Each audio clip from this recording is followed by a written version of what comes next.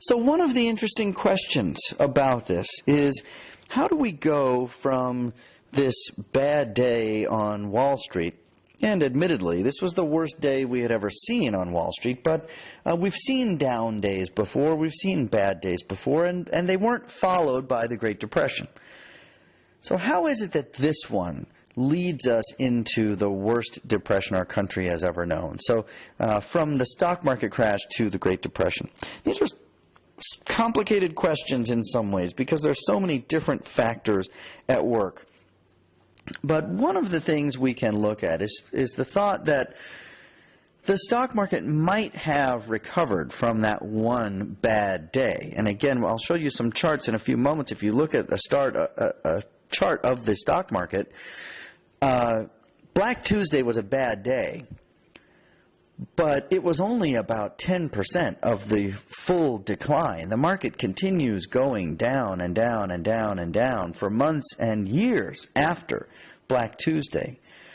And so we're tempted to look at that and say, at any time, the market could have begun its recovery, and yet it didn't until it hit the very depths in 1932 and even early 1933. So why can't the market gain any sort of momentum to recover during this? Well, there are a number of reasons we can look at, and this is what I'm calling speeding the sell-off. The traders continue selling and selling and selling, which is why the prices keep dropping and dropping and dropping. One of them is that idea of margin buying that I described to you earlier. And if we go back to the example I started to explain, you've taken your $1,000, the stock has now dropped to half of its value, and so basically you're sitting there with a stock worth $500. What are you going to do? Well, you have a couple of options. You can either hold on to that stock and hope that things get better. You can hold on to that stock and watch as things continue to get worse, or you can sell the stock, cash out for the $500 you have left, give that money back to the bank, and then you've still got $500 to pay off that you're going to have to find somewhere. Now, that's not a good situation, but it is a solution. Well, in fact, we need to note that the banks can force you to sell that stock. So you don't really have as many options as you might think. The banks can force you to sell the stock and pay them back. And in fact, this is what begins happening to many, many people who've done exactly that. And so people are having to sell their stocks, what's left of them, to pay the money back to the bank, and then they've got to deal with the rest of their debt. What happens when people sell stocks? Prices go down.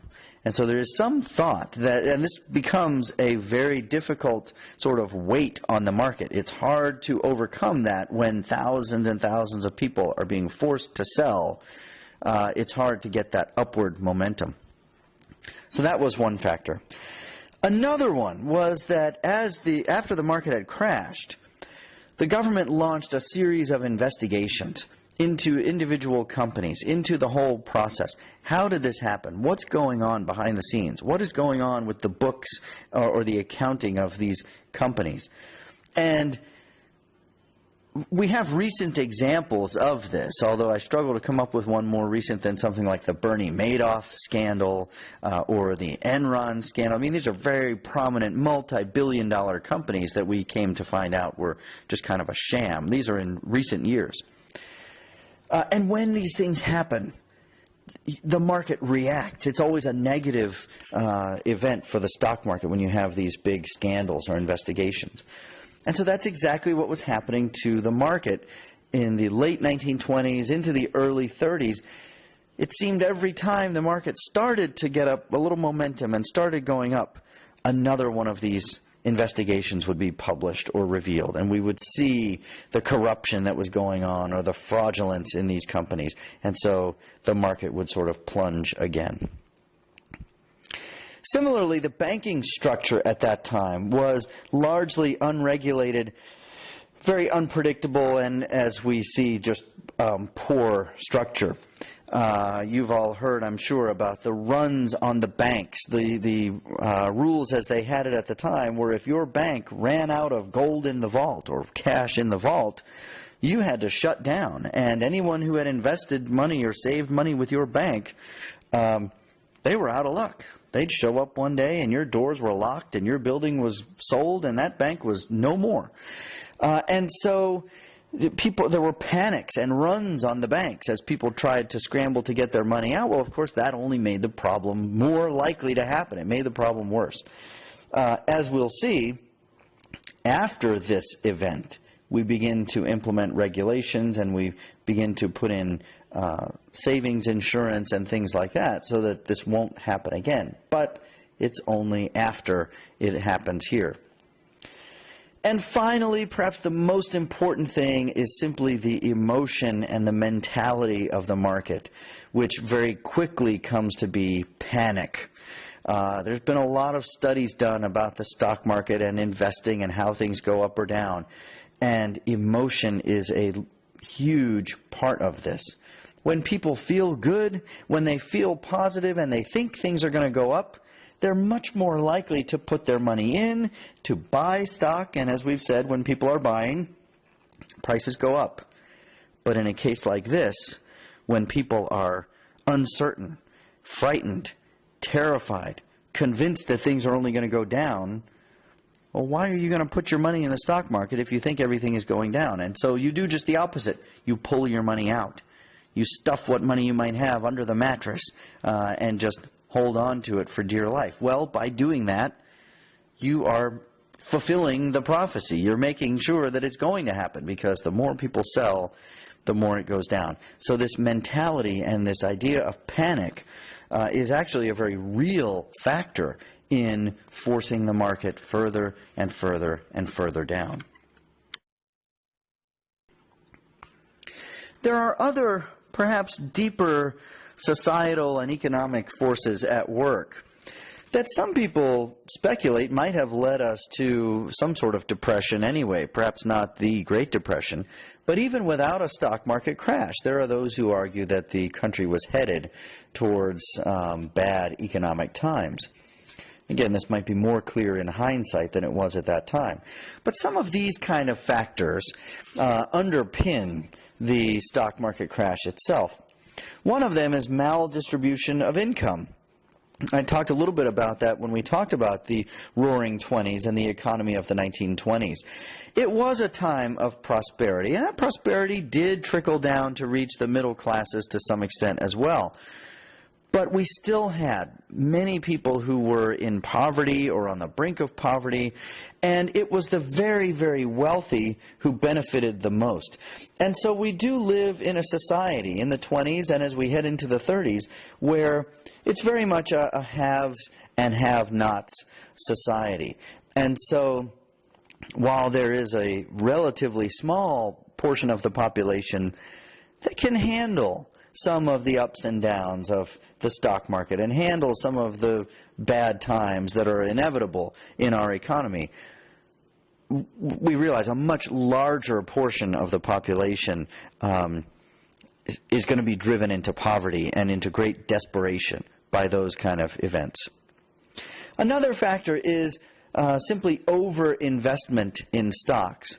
Only about 10% of Americans owned any stock at the moment of the stock market crash, which is another reason why we need to explain how the stock market crash leads to a broader depression. But even those 10%, the great majority of them really couldn't afford the stocks that they had bought. Many Americans are kind of stretched and induced to buy stocks because they think they're going to make money at it. And so they do things like taking out those margin loans. And when the stock market does crash, a lot of Americans take a big hit that just cannot afford it. We also talked about this idea of overproduction and underconsumption. from a broader economic sense and from the perspective of the large companies and whole industries, they are churning out product, and what we're beginning to see is, backlogs of that product starting to pile up, and too many cars being produced, not enough people buying them, too many refrigerators and other goods being made and not enough people buying them. Prices too high and wages low. This certainly is a factor as the Depression worsens. One of the initial responses of many companies is to maintain their prices, sometimes even raise their prices, but they slash wages or they start to lay off workers to maintain their profits. Of course, from the perspective of the average worker, the average person, that has a devastating effect. Another one, and a huge factor, is the high tariffs that I described to you a little bit earlier. There are many economists and historians who look back and say that, late in 1929, early 1930, as the Depression is just setting in, perhaps what we might have done is lowered our tariffs or even done away with the tariffs at all. That is, do away with those artificial taxes on imported goods. That's going to lower prices, increase competition, allow consumers to buy those cheaper goods, and, by the way, probably will inspire foreign countries to lower their tariffs against our goods and allow Ford Motor Company to sell more cars in Europe or other parts of the world. That backlog of product that's being produced, we might have been able to sell those kinds of things abroad if we had lowered our tariffs. And yet in 1930, we did exactly the opposite. Rather than lowering tariffs, Congress, in what we can only believe was sort of a desperate act to prop up and preserve the domestic economy. It totally backfires, but it seemed that that was the rationale at the time. Congress passed the highest tariff in our nation's history, which was called the Hawley-Smoot tariff. It essentially doubled the tariff as it stood at that time, which already was high. The international response to this was outrage, and many countries responded by installing equally high tariffs against American-made goods. And the results, of course, are disastrous.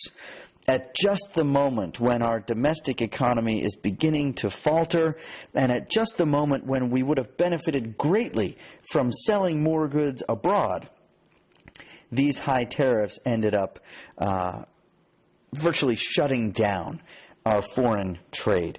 Disastrous results from the Hawley-Smoot tariff. We talked earlier about the plight of farmers, which still make up essentially half the country, maybe a little less than half of the country.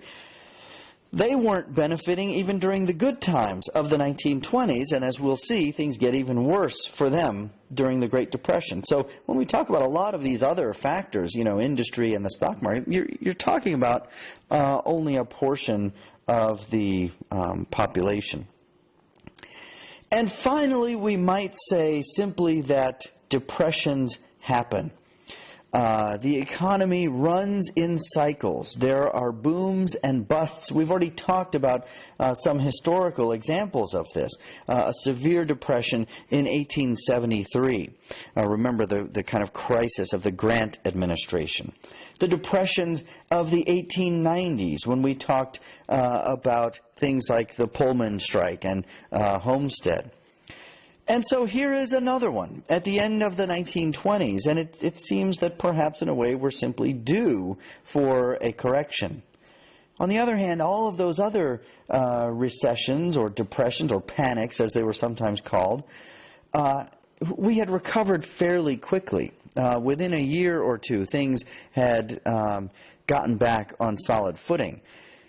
In the case of the Great Depression, things continue going down and down and down and stretch on for the better part of the rest of the decade. All through the 1930s, we are stuck in this Great Depression. So let me show you a couple of charts to illustrate this. The chart that you see here is the Dow Jones Industrial Average. That's that DJIA up at the top.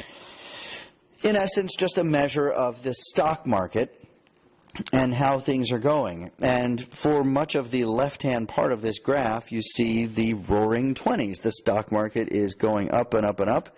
And just notice that the incline increases by 1928 and 1929. So things are going up, but they're going up even faster in 1928 and 1929. And then you see the stock market crash, boom, the sort of one-day steep drop right in the middle of this chart at the end of 1929. And then we can note a couple of things. First of all, of course, you notice that it continues going down for the next 3 to 4 years, bottoming out in 1932. But you might also notice that if you weren't looking at this as a broad graph from a distance, if you were simply observing any one day during that period of 1930, even 1931, 1932, things might seem at any given moment to be getting better. And in fact, you might notice that after the initial stock market crash, you've got a period of what looks like 3 or 4 months where the market is solidly and consistently going up. And you see another stretch like that sort of midway through 1930 and right around the early part of 1931. And so one of the things we're going to be talking about is Herbert Hoover and his response to the stock market crash and the early stages of the Great Depression. And Hoover gave a number of speeches in which he would say things like, "The worst is over. We're on the road to recovery." And while Herbert Hoover, as we'll see, is considered one of our worst presidents, and he's very harshly criticized by historians, we might forgive him for thinking that at any given moment we were on the road to recovery and that the worst was behind us. Because in the midst of this very broad, general downward trend, you see any number of intermittent periods when things appear to be getting better, and the market does seem to be going up.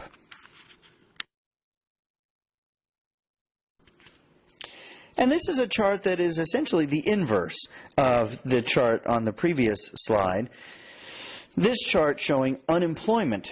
And so during the period of the Roaring 20s, unemployment is very low. And then you see 1930 or so, the Depression is setting in, and unemployment is getting worse and worse, peaking out in 1932, 1933 at almost 25%. And then we see things beginning to get better again. Unemployment is coming down, and that's the period we're going to be talking about, which is the New Deal, when FDR has come in and begins installing many of his policies, and things start to get better. And so you see about 4 years of steady improvement.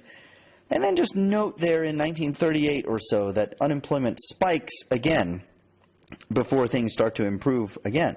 And we'll talk about that. It's known as the Roosevelt recession, a period of a year or two when, in some ways, the Great Depression comes back or it worsens again. And then on the far right-hand side of this chart, you notice unemployment once again getting very, very low, 1941, 42, 43, and if you're not aware, we will be getting to that very shortly. That's World War II, and the productivity of the war years, the desperate need for soldiers fighting abroad, the desperate need for production on the home front leads to very, very low unemployment.